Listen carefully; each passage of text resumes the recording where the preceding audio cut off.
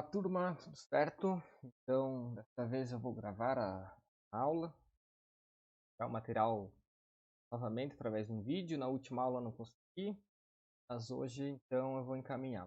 Vídeo bem curto, tá? Então espero que todo mundo assista do início ao fim, né? Vai ajudar bastante vocês a responder as atividades, tá bom? Então, pessoal, antes de iniciar, né, a nossa aula de hoje, vamos fazer uma pequena revisão do conteúdo que eu mandei para vocês na última aula, lá no dia 11 de setembro, né? Então, eu mandei para você sobre o início das grandes navegações, né? Então, por que iniciaram essas grandes navegações?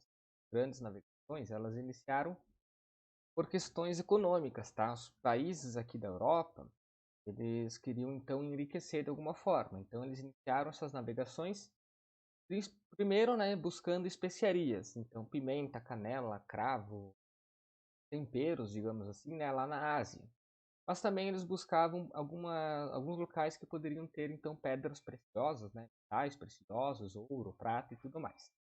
E os dois primeiros países que iniciaram, né, foi a Espanha e Portugal, porque eles estavam aqui, ó, aqui está Portugal, e aqui no lado é a Espanha. Então, bem próximos, né, e na saída, digamos assim, para o oceano. Então, eles já tinham uma grande experiência em pequenas navegações aí próximo aos seus países, e a localização facilitou para que eles, dois países, iniciassem então as grandes navegações. Essas navegações elas também foram possíveis porque surgiram algumas inovações que facilitavam o trabalho dos navegadores, tá? A caravela, então, que é esse barco, pequeno barco movido pelo vento, então era utilizado nessas grandes navegações. A bússola que orientava, né, os navegadores para saber onde estava o norte, o sul, o oeste do leste, né? E o uso da cartografia, que é o uso dos mapas. Então, os navegadores iam conhecendo novos locais e iam produzindo novos mapas que serviam então de orientação para outros navegadores, tá? Mapas eram coisas muito valiosas, então geralmente ficava com o rei os mapas, tá? A Espanha, então, as navegações da Espanha iniciaram lá no final do século XV. No dia 12 de outubro de 1492 aconteceu uma coisa muito importante, que foi a chegada de Cristóvão Colombo nos territórios que hoje é a América, né, ali na América Central. Ele foi um dos primeiros navegadores que acreditava que a Terra era redonda, porque nesse momento ainda as pessoas acreditavam que a Terra era plana, né? Cristóvão Colombo então já pensou que a Terra poderia ter esse formato esférico, e ele então tentou ir para as Índias por outro lugar, que não fosse os mesmos lugares que as outras pessoas iam, né? Outros navegadores. E aí ele encontra umas terras novas, digamos assim, para os europeus, e ele chama então de Índias. Ele acreditava que estava nas Índias. Porém, ele morreu, né? Ele chegou ali, acreditou que estava nas Índias e voltou para a Europa, falou que tinha chegado nas Índias. Mas na verdade ele tinha chegado na América, né? Então ele acabou morrendo sem descobrir, tinha descoberto um novo continente. E o nome do nosso continente é em homenagem a outro navegador, o Américo Vespúcio, porque nosso continente se chama América, tá? Vocês lembram então que quando Portugal e Espanha eles chegam aqui, né? Eles chegam na América, eles dividem, digamos assim, nosso território através do Tratado de Tordesilhas, né? Então, ao lado onde está em amarelo aqui eram terras pertencentes a Portugal, e ao lado que está em verde que eram terras pertencentes à Espanha. Então, essa linha divisória, né, essa linha imaginária, dividia as terras então recém-descobertas. Os portugueses então chegam à data oficial, né, da chegada em 22 de abril de 1500, através do Pedro Álvares Cabral, né, considerado o descobridor do Brasil, porém já tinha gente aqui, né, e essa imagem representa muito bem as caravelas portuguesas chegando e os índios aqui representando, né, que já existiam pessoas aqui, povos nativos, depois iam ser chamados de povos indígenas. Os primeiros contatos, pessoal, na verdade foi um pouco de estranheza, né? Imagina um índio vendo pessoas aí com roupas diferentes, falando línguas diferentes, com algumas armas diferentes, né? E aí, claro que vai dar um pouco de estranheza. E até porque os navegadores passavam aí mais de 2 meses no mar, com falta de comida, falta de água, falta de higiene, com o sol escaldante, né, em suas cabeças durante praticamente todo o dia. Então, os navegadores chegavam aqui exaustos, eles quase morrendo. Então, os índios no início faziam alianças, né, com os navegadores. Então, trocavam aí os produtos, faziam, então recebiam esses navegadores e davam comida, água, meio que é para não deixar eles morrerem, né? Porém, os portugueses, quando chegaram aqui, eles não se interessaram muito pelas terras. Eles chegaram aqui e viram que a gente aqui, procuraram aí nos locais pedras preciosas, não encontraram, viram que tinha muito mato, né? Então, para plantar também é difícil no começo. Então, eles não tinham muito interesse no começo, tá? Só que, pessoal, outras pessoas, né, outros povos, então, lá da Europa, outros navegadores começaram, descobriram que tinha umas terras novas aqui, né? Então, os portugueses pensaram, então, em pelo menos manter o poder, né, dessas terras nas suas mãos. Então, eles começam a mandar mais navegadores e mais pessoas aqui para o território que hoje é o Brasil. Mas aonde que os portugueses chegaram? Para vocês agora. Então aqui é considerado o marco da chegada dos portugueses no Brasil, tá? Então eles teriam vindo aqui, ó, pelo oceano, claro, né, pelo mar, e chegado então aqui onde hoje é a cidade de Porto Seguro, lá na Bahia, tá? Então aqui nós temos um marco, né, uma pedra que representa a chegada, né, dos portugueses aqui. Aqui tem uma cruz onde teria sido realizada a primeira missa aqui no Brasil, tá?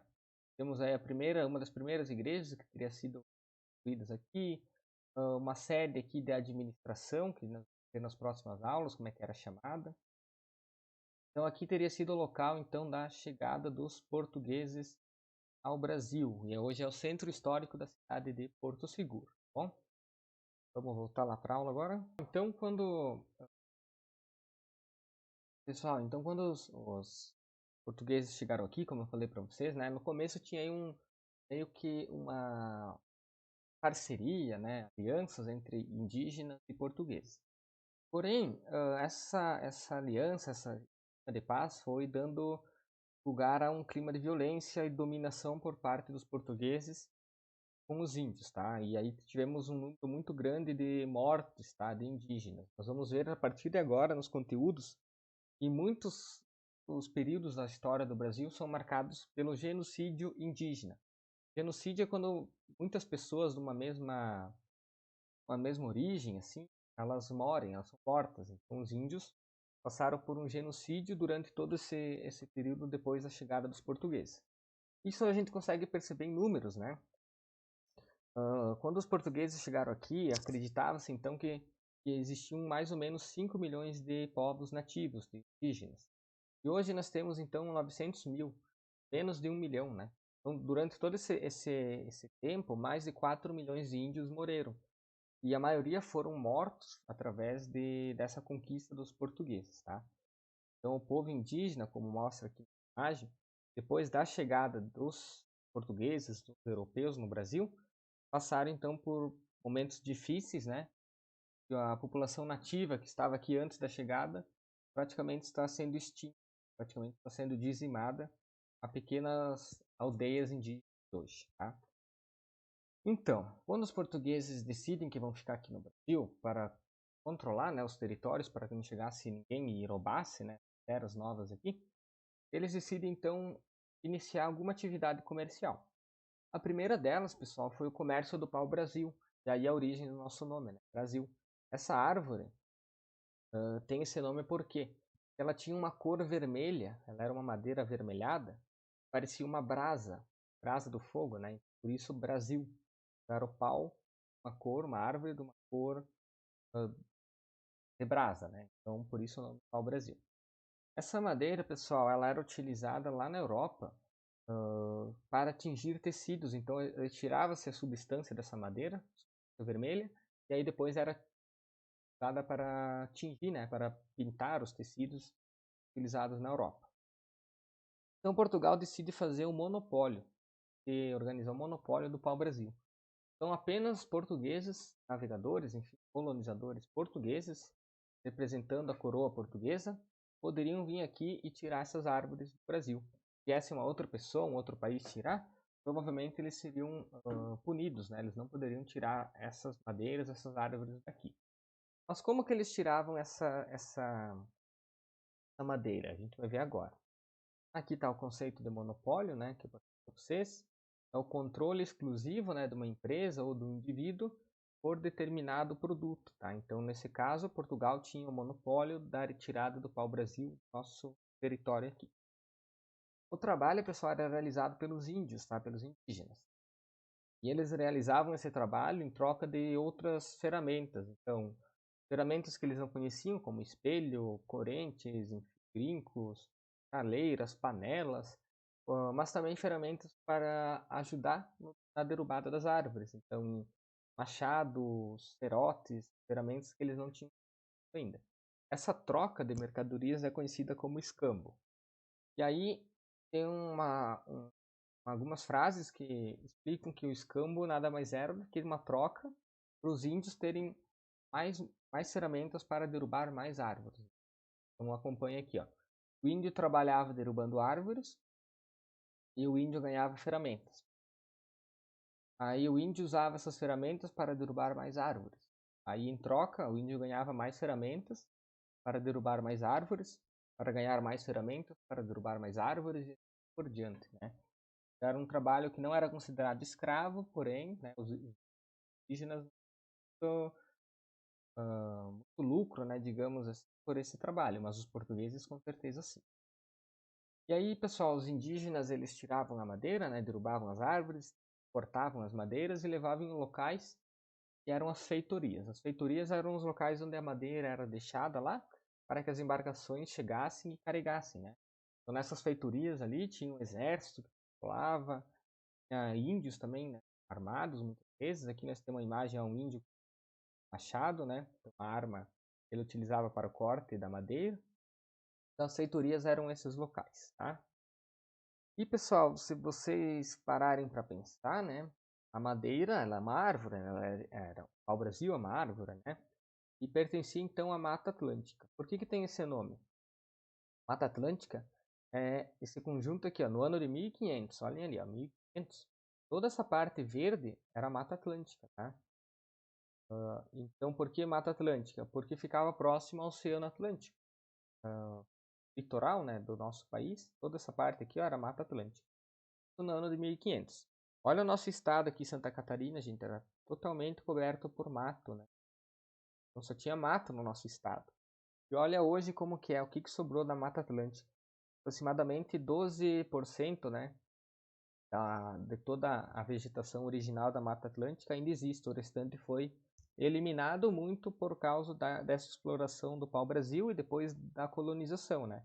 Olhem aqui São Paulo, que é hoje a cidade mais populosa, né? Rio de Janeiro, todas cidades próximas ao litoral, onde as árvores, enfim, foram sendo derrubadas e hoje praticamente não existe mais nada, né, da Mata Atlântica, tá? Então, também marca, né, o processo de colonização do nosso país, tá bom? Pessoal, por hoje era isso. Eu falei para vocês que era um vídeo curto, tá? Volta daqui uns dias. Vou tentar gravar mais vídeos, né, para vocês. Na última vez não consegui por falta de tempo, mas hoje eu consegui então preparar um pequeno vídeo que vai ajudar vocês nas atividades. Copiem todo o conteúdo, copiem as atividades, né? Façam elas, me retornem. Qualquer dúvida vocês podem estar me chamando, tá? Cuidem, aquele abraço e até a próxima aula.